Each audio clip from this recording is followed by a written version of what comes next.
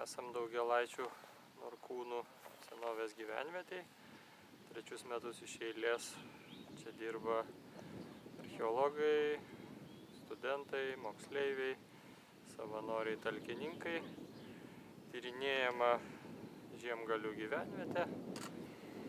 Gyvenviečių Žiemgaloj žinoma, tačiau tyrinėjimų labai stinga, labai mažai apie tai, ką galim pasakyti.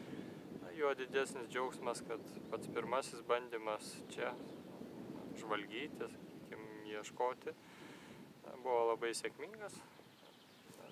Dar tyrimai tęsiasi, bet spėjame, kad pataikėme, radome pastato su ugniaviete patį vidurį, tokį vidurinę dalį. Na ir šių metų užduotis buvo plėsti tyrimų plotą į šiaurę, ieškoti ugniavietės didelės perdegusių akmenų krūsnės su keramikos šukėmis, su gyvulių kaulais, pavieniais kitais radiniais, daugiausiai akmeniniais, aptikti jos kraštą, kad būtų galima nustatyti ir patikslinti paskirtį, naudojimą, ir žinoma datavimą. Pirmosios datos, kurias esam gavę iš Poznanės laboratorijos, rodytų, kad šis pastatas stovėjo apie 7-8 amžių. Mėginsim dar tikslinti, kiek tai įmanoma. Bet, kad ir koks tas tikslumas būtų, nelabai ką mums sako 8 amžiaus kalendorius, ar tai balandžio mėnesis, ar tai lapkričio mėnesis daugiau. Galbūt tas sezoniškumas, metų laikų kaita atsispindėtų pagal gyvulių kaulus. Tai yra taip kaip ir šiandien, taip ir anuomet žmonės, sakykime, skerdė gyvulius rudenį prieš žiemą, stengiasi maisto atsargas saugoti, laikyti iki pavasario. Imam mėginius, ieškom, galvojam, tikimės, kad apčiuopsim ir žemdirbystės liudijimų, įrodymų, bet dar svarstom, kaip tą geriau padaryti, ar mėginius imti, tiesiog krauti didelius maišus ir vežti į laboratoriją, ten nepaprastai smulkaus sieto išsiplauti ir pasižiūrėti, ar yra, tarkim, sudegusių grūdų, kas labai tikėtina dalelių, ar kokių tai kitų maistinių augalų, ar galbūt augalų, kurie naudojami buityje, ar tai būtų dilgėlės, kanapės, ar dar kokie pluoštiniai augalai ir panašiai. Taip pat tyrimai lauke, tyrimai laboratorijose tęsiasi, yra būrelis talkininkų. Iš tikrųjų susidomėjimas nemažas yra Vilniuje, nes gyvenviečių tyrimai yra reti, juo labiau, kad šie vyksta labai kruopščiai, atidžiai, patikimai, tai kad ir visa žemė ištirta, iškasta iš tyrimų ploto yra paimama, plaunama ant 3 mm sieto, tas irgi tarnauja pačiam patikimumui, surinkti ne tik pačius didžiausius molio tinko, kurio buvo apdrėbtos pastato sienos gabalėlius, bet ir pačius smulkiausius. Tai yra kaip ir tokios visumos būtina dalis. Tai viskas įsibėgėja, kai kurie vaikai atranda save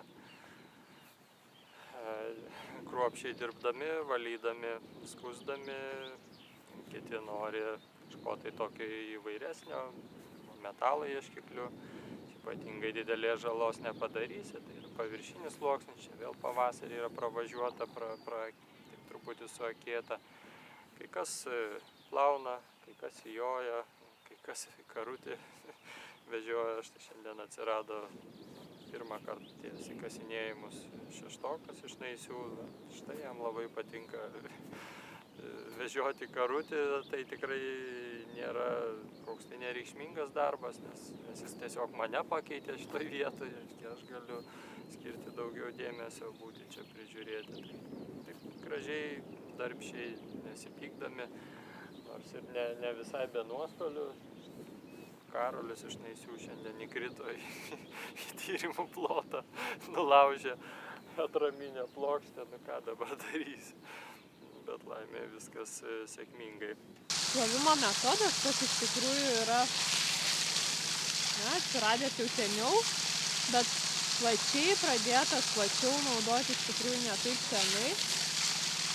Kai pasikeitė suvokimas, pats suvokimas į archeologiją, kad tai nėra tik tai didelių daiktų surinkimas, tai kas užkliūna kasant kastuvu ar mentele, bet kad kiekvienas mažas radinys gali taip pat duotis informacijos. Ir čia yra plaunama 3 mm sietė, tai iš esmės lieka visi trupinėliai, keramikos trupinėliai, kauliukai maži, žuvų kaulai, graužikų kaulai.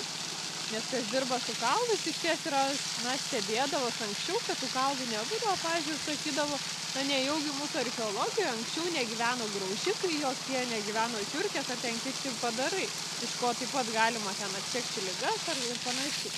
Tai dėl to plovimo mes taikom, tam svarbiausia, kad surinkti tos smulkiausius dalykus, tai kas, yra neįmanoma dirbant su mentele. Taip, reikia kantrybės, reikia kruopštumo iš tikrųjų, nes gana smulkus būna radiniai ir jeigu daugiau akmenukų pasitaiko, tai reikia labai kruopščiai žiūrėti ir ilgesnį laiką užtrunka. Dabar plauname rastus radinius ir juos vešime ištirti ir po to į muziejų. Grupuojame pagal etiketes, surašant etiketes, kur rastas, jo gylį, kur rastas, vietą. Ir pagal etiketę sudedame. Vykdome paviršių žvalgymus. Ieškome išartų į paviršių metalinių radinių. Pagalikų prismaigstyta nemažai, tai tų radinių yra, bet daugelis iš tikrųjų yra arimo šiukšlės 20 amžiaus. Tai tie tokie archeologiniai radiniai buvo gal 4 iš šito visos linijos. Kiek išžvalgė.